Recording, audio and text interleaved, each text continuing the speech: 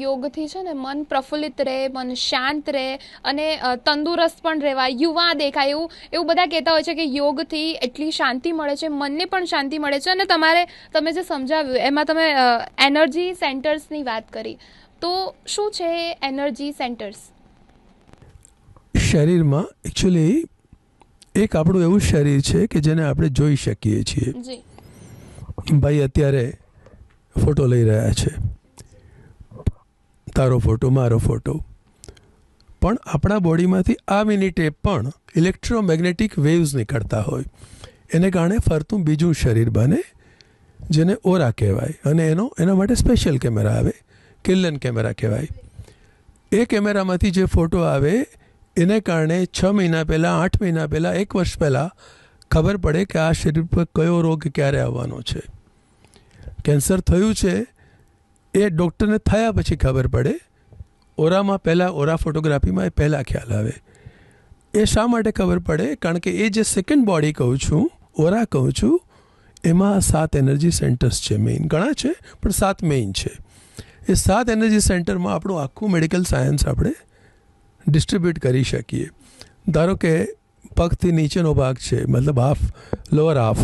એ lower half આપો છે જે એક જ એનર્જી સેન્ટર કે જેને મૂલાધાર ચક્ર કહે છે, બેઝ સેન્ટર. એ બેઝ સેન્ટર પર આધારિત છે. એટલે જેટલા પણ એ ભાગના સર્જન્સ, ડૉક્ટર્સ બધા મોટા ભાગના એ બધા એની અંદર આવે.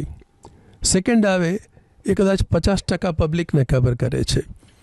50% પબ્લિક એને કે ઓલ ફિમેલ્સ. આમ તો બધા જ 100%, કારણ કે રિપ્રોડક્ટિવ સિસ્ટમ, આપણું અસ્તિત્વ જેને કારણે છે એ સેક્રાલ ચક્ર ઇંગ્લિશમાં કહેવાય, સેક્રાલ પ્લેક્સસ, સ્વાધિષ્ઠાન ચક્ર કહે છે, કે જે જેનિટલ્સ અને નાવેલની વચ્ચે, એટલે કે પેલ્વિક એરિયામાં આવેલું હોય, એની આજુબાજુના.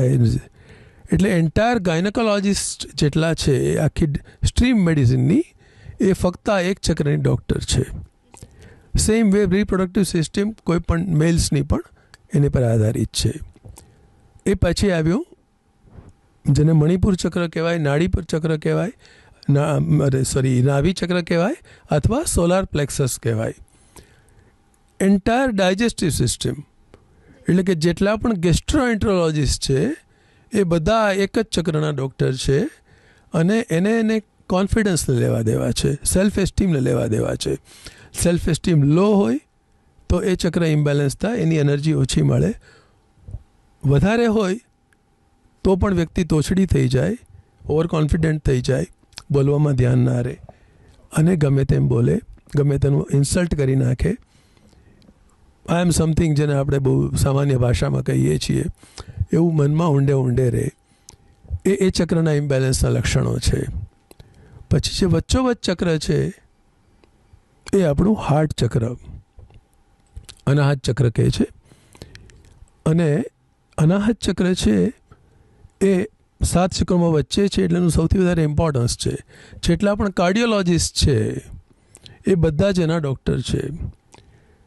ફેફસાના એ ભાગ જાય, એટલે કે પલ્મનોલોજીસ્ટ, એ પણ બધા હાર્ટ ચક્રના ડૉક્ટર છે. ઇમોશન્સ, આપણે આમ પણ કહીએ છીએ દિલ તૂટી ગયું, હૃદય ભંગ થયો કે થઈ, દેટ મીન્સ એ બધી ઇમોશન્સ છે એ બધી એની સાથે છે. સેલ્ફ લવની, બીજા પ્રત્યે લવની, અનકન્ડિશનલ લવની, એ બધી જ ફિલિંગ એની સાથે જાય છે. અને આ ચક્રનું એક સ્પેશિયલ ઇમ્પોર્ટન્સ છે આ એનર્જી સેન્ટરનું. બાકીનું કોઈ પણ એનર્જી સેન્ટર ધારો કે કમ્પ્લીટલી બ્લોક થઈ ગયું તો વ્યક્તિ જીવી જાય. માની લો કે બ્રેઇન ડેડ વ્યક્તિ જોયા છે, હાર્ટ ડેડ નહીં જોયા હોય. જો આ ચક્ર એમ કહી દે કે મારે કામ નથી કરવું, એ દિવસે પુષ્પક વિમાન આવી જાય. તો એ હાર્ટ ચક્ર થયું. એમાં બધા જ કાર્ડિયોલોજીસ્ટ, પલ્મોલોજીસ્ટ ત્યાં આવ્યા. ENT સ્પેશિયાલિસ્ટ બધા વિશુદ્ધિ ચક્ર સાથે લેવા દેવા છે.